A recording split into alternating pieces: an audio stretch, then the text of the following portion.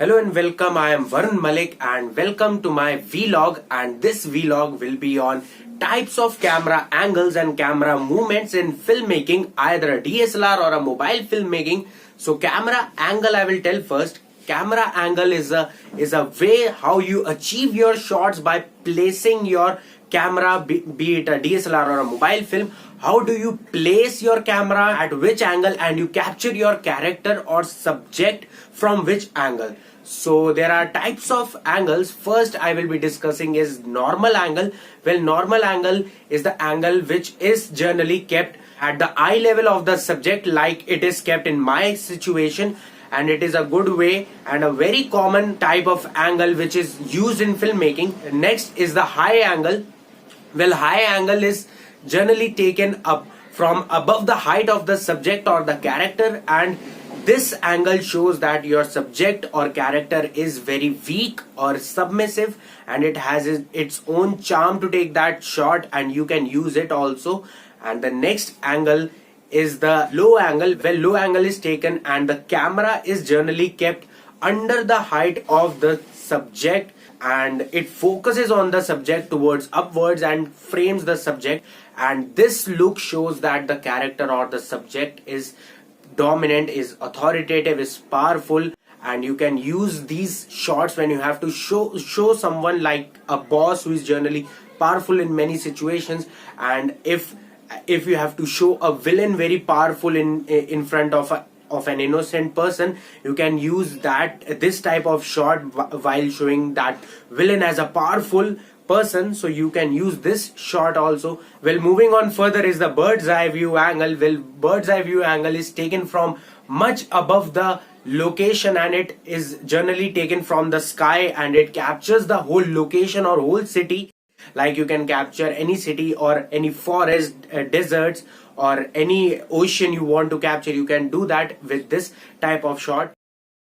You might have seen drone cameras taking shots of a cricket stadium and even the city of the nearby cricket stadium. Well, before drones were actually a realistic thing, these bird eye views angles were taken from a helicopter, which is very much expensive and which is very much time consuming. After the invent of drones, it has become really comparatively easy to take these bird eye views angles shots. Well, moving on further is the canted angle. Well, canted angle is taken when you have to tilt your camera a little bit and you have to create a feeling of uneasiness, and you don't use these shots in many situations. You use these shots only in situations where you have to show situations like these, and if you show these angles in many shots, then the director's incapability or in your incapability will come out, that you were not able to take stable and correctly aligned shots. Use these shots when required.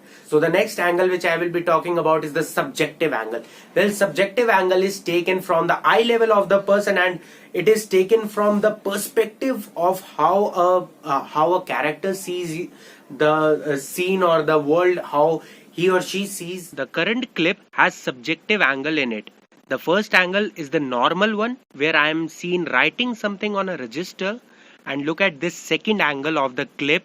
In this, my writing hand and register through my eyes or my view is visible, and this second angle is the subjective angle.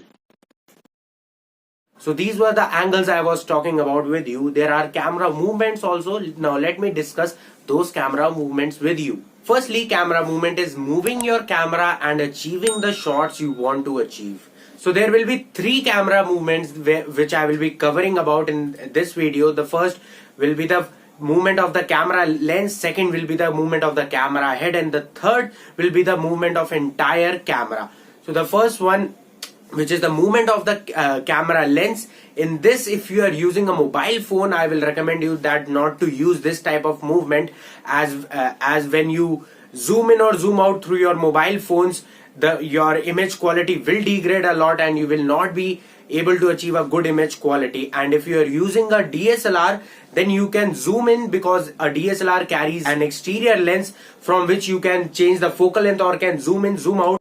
But in the case of mobile phone, which uses a digital zooming option, you cannot zoom in. So I will, as I previously also said you, that don't zoom, go walk physically close. So don't use this type of movement. Moving on further is the next movement is which is the movement of the camera head. Well, movement of the camera head is a tilt and a pan. Well, tilt is the vertical movement of the vertical tilting of a camera and framing whatever you want to frame, and pan is the horizontal framing or horizontal movement of the camera, keeping your camera on a tripod or a monopod and just tilting it or just panning it, whatever you want to do, you can do it. If you're not having a tripod or a monopod, then also you can achieve these movements, but try to keep it stable. You can just tilt it, you can just pan it like this, or you can just tilt it like this, so you can achieve that way also. Well, the next movement which I am talking about is the movement of the entire camera. Well, this movement uses a trolley in filmmaking, and you have to move your camera fully to achieve those movements. Well, there is a dolly and there is a truck which is in this. Dolly is moving forward or backward from a character or a subject and achieving a movement through your trolley, and truck is horizontal movement of the entire camera using a trolley, and in that shot you can follow your character wherever the character is going.